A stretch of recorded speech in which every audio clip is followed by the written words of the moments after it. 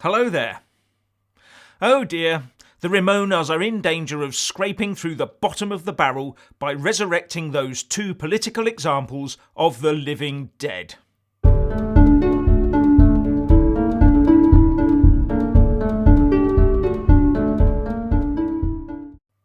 This is political straw clutching at its best. In their attempts to wheel out yet another desperate rearguard action, the Remoaners have been forced to brave the crypt and dig out the two people who between them probably did more damage to their own cause than the ranks of the Leavers ranged against them. Firstly, Nick Clegg has weighed in claiming, with no evidence whatsoever, that the public wants to have another look at the UK's divorce from the European Union. He also made the absurd assertion that those under 30 years of age should somehow qualify for a double vote in a new referendum because it's their future. Well, I've got news for our Nick. I hope to be around for many more decades to come, so it's my future too. And no one has the right to take that from me. I cannot believe that a man who once led a party that believes in proportional representation could come out with such low-grade bilge, especially as that party has the word Democrats as part of its title. Listen, Mr. Clegg, as a father and grandfather, I have a massive stake in the future of this country as a self-governing and successful player in the world. I want them to have the choice to follow what our European neighbours do, not be forced to do it. And I have as much right as anyone to express those views and have an equally weighted vote. And then in wades Tony Blair, cue audience hisses. He says that Brexit can be stopped if we realise that the EU is prepared to meet us halfway.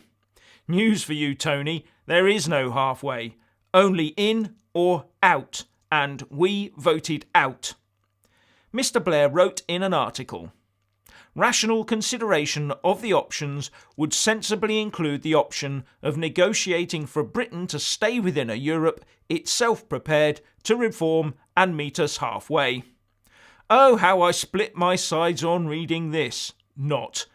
He's hoping we've all forgotten that pathetic attempt by David Cameron to get a reformed EU. He spent months touring the Union to come back with precisely nothing. The EU only ever reforms one way, and we know what that is. More Europe. I'm not sure Mr. Blair has been listening to the EU.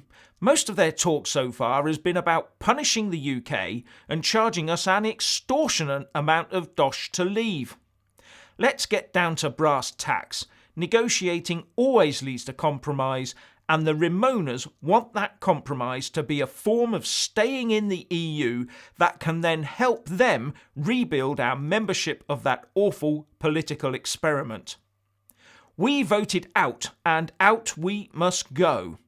More and more people are now realising that this slow Article 50 process is nothing more than the death of Brexit by 1,000 cuts.